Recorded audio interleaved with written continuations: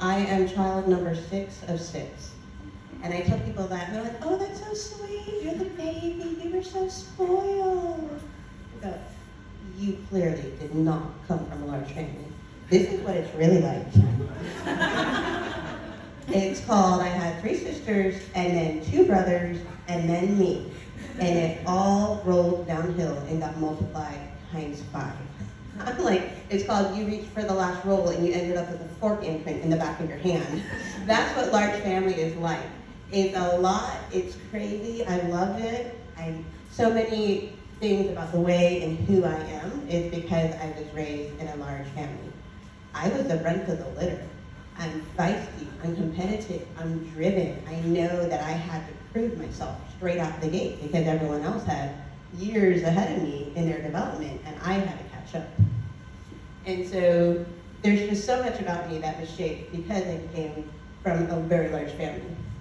My parents were really, really big into you have to work hard. Big family means big messes, a lot of work, a lot of chores. Are you guys ready for this? At age 5, I took over doing the entire family's laundry. That was the rule. At age 5, I was doing laundry for 8 people. There were so much clothes, I would wade through and they would be like up to my thighs. I almost got fired from the job because I did a load of whites and I forgot that I had a brown crayon in my pocket. I have never made that mistake again. That's something my parents were really good at, is they know that if they asked you to do something, you weren't going to do it perfectly. And they were okay with that. They were okay with making mistakes. They were okay with learning, even if it made them cringe and they had to throw out a lot of clothes and replace them all because I forgot I was coloring and I chucked it all in. At age 8, I was cooking dinner every night for a family of 8. And so it's kind of funny. I mean, now I just had a birthday party for my youngest daughter, and all the moms are like, are you sure you have 2 extra kids? Are you sure you can feed them and watch them? I'm like, oh honey, I got this. This is nothing. Like, we're fine, right? So even now, I mean, the family keeps growing. My mom, I think she's up to 27 grandkids and 8 great-grandkids. So when we get together, I cook for an army. So I'm like, oh, only 5? This is amazing.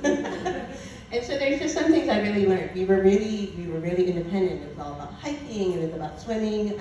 Unfortunately, it's kind of bright in here because those are some fabulous 1980s goggles. I couldn't believe what I was wearing. I was cracking up looking at the technology. We did the counting.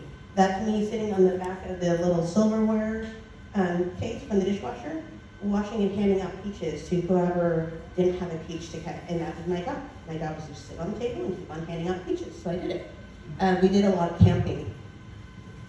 My hair is huge. I was kind of cracking up. I went back through photos, trying to find some fun old photos, and I realized my middle school, my school pictures, my hair no longer fit in the frame. Like, I think my Polynesian roots are showing because it was just boom, it was just straight out. It was hilarious. My kids had a good time laughing at me. I'm like, don't worry, I passed on the curse to you. You have the same hair. So by this time, already 1st, 2nd grade, I had pieced together, there's a lot of us. I wear my shoes until they wear out and you can see my toes. Everyone says if you want to be successful, you have to go to college. Neither of my parents were college graduates.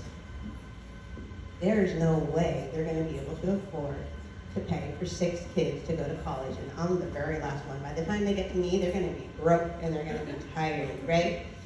And so already in 1st or 2nd grade, I decided I have to go to college, and in order to do that, I need a full-ride scholarship.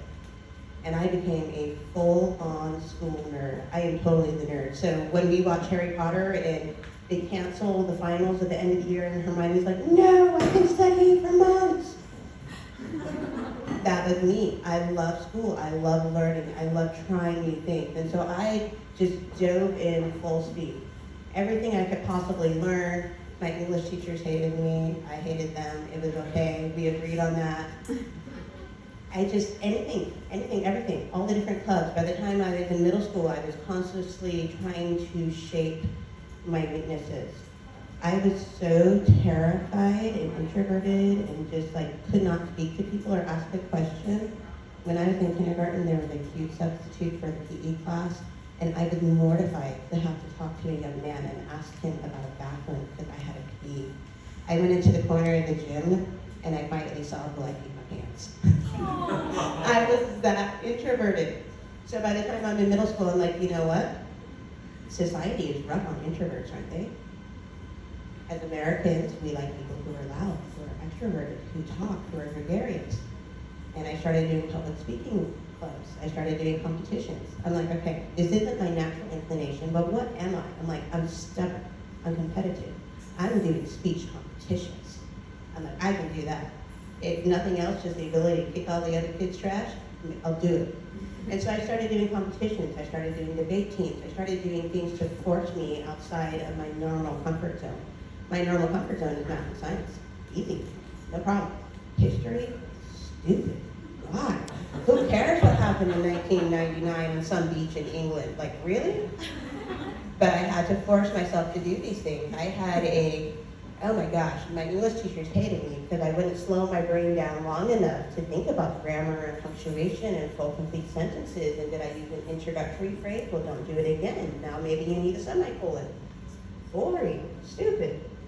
I had a teacher who every Friday would give me 10 to 12 page research paper, individual, no teamwork, full APA formatting before my kids showed me that they can just put it all on the website and does it for them. I had like the 3-inch book going, is this one a series of encyclopedias or a single encyclopedia? Is this one, and I had to go through and find exactly what it all was, and it was just so dumb. They started you at 100 points, and they subtracted 1 point for every grammar, punctuation, formatting, incomplete thought, incomplete whatever. You could end up in the negative hundreds. And again, I'm like, I'm stubborn. I'm gonna prove them wrong. It's what I've been doing my whole life, right? Like I was always the itty bitty one with my hand on my head going, I will prove you wrong. I can do it. I got a maintenance class. I died. I lived in the library the entire semester, but I did it. And I finally learned how to write in a concise, coherent manner. And I'll tell you right now, anytime they're like, write a 12-page paper, life does not want you to write a 12-page paper. They want 2 very short, very concise, very clear paragraphs. That's the harder writing assignment, and English teachers still haven't caught on. It's harder to be concise and to use fewer words rather than more.